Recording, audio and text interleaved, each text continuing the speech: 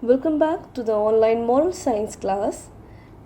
In this video, I'll be taking the chapter Care for Property. It's on page number 35 in your book. Students, if something belongs to us, it becomes our duty to take full care of it. For example, when you used to come to school, you used to take care of your bag, your notebooks, your tiffin, your pencil box. We should always show care towards our belongings. If we own something, we should maintain it properly, like we maintain our notebooks cover and all properly. Moreover, if we visit places like zoo, monuments, monuments are building, you can say structure or site that is of historical importance. We should never harm or destroy things over there.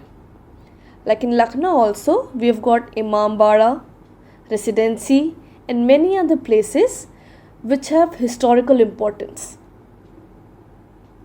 You should understand that they are being maintained for public, like all of us to enjoy. It represents history of India and glory in the past. All of us must be having different things, like in your house you have your toys, your instruments, you have cars, your clothes, and you should take care of them. You should also have a sense of belonging towards your classroom and school. You should understand that it is your duty to keep your classroom neat and clean as it belongs to you. Remember the days when you used to come to class and used to sit in your desk, and there were places that is your favorite place also in the class. Like few children they love to sit near the window, and few children they love to sit near the classroom door. So that class belongs to you. So it was your responsibility to make sure that it remained clean. You should not scribble on the walls or desk of your classroom. Neither you should pluck flowers from the school garden. Moreover, books are of vital. Vital means necessary in your life, importance in your life. They are one of your most precious belongings because they make us learn and educated in life. By reading various types of books, we can entertain ourselves and we can gain knowledge as well and become knowledgeable. Even in your school library, it is considered a storehouse of books, and it should never destroy books or tear pages. We should preserve them with utmost care. And I would encourage you all to develop a reading habit. Should read good novels, essay books, so that you can increase your vocabulary, practice maths from maths books, GK books. By reading, we gain knowledge about various things in life. We learn about the rich culture and heritage of India. There are innumerable monuments spread throughout our country. They speak of India's glory in the past. We should not harm or dirty them, because every year in summer vacation or maybe during your weekends off, you used to visit these kinds of monuments to just for a recreation. Now there's a short story in the chapter. The story's name is The Insulting Punishment. When somebody says something to you and you feel bad, that becomes an insult. But they got punishment because they had done something wrong. Let's begin the story. The Holiday Public School was a school at Agra. Once, the students of class 4 were taken for a picnic to Taj Mahal. The students reached there in the morning. After the security check, like when you go to malls or maybe when you have to board a flight, you go through a security check so that you don't have anything unnecessary that is not required at that place. The students, after the security check, were allowed to enter the campus. The children started enjoying the unmatched beauty of the Taj Mahal. A guide narrated them interesting stories related to Shah Jahan and Mumtaz. The children roamed around here and there in the beautiful garden. They also saw the Yamuna river flowing behind Taj Mahal. Some of the notorious and mischievous boys were also moving in a group. They were very naughty. At a pillar, they saw that the name of Shah Jahan was written.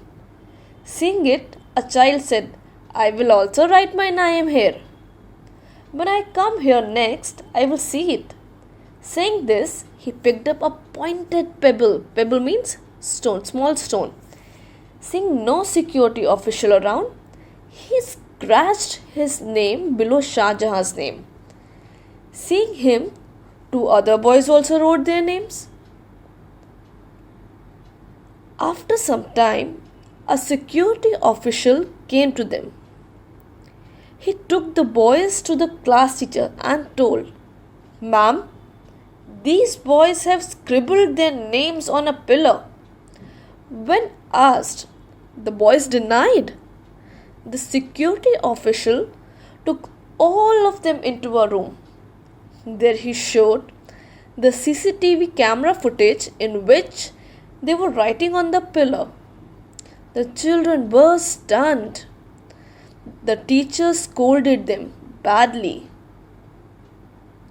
You know, children, even if there are no CCTV cameras on a particular place, you are not supposed to do something like this.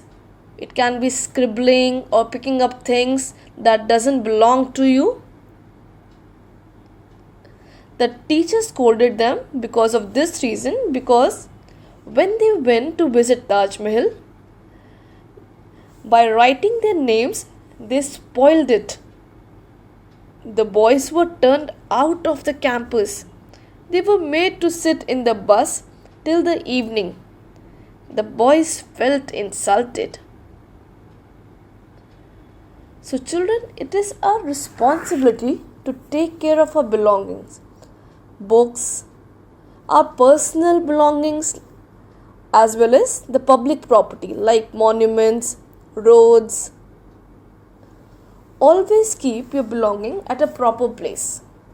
Even in your home, keep your books at a proper place, your clothing, your footwear.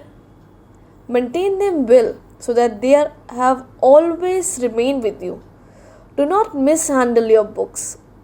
Do not dirty the public places or monuments.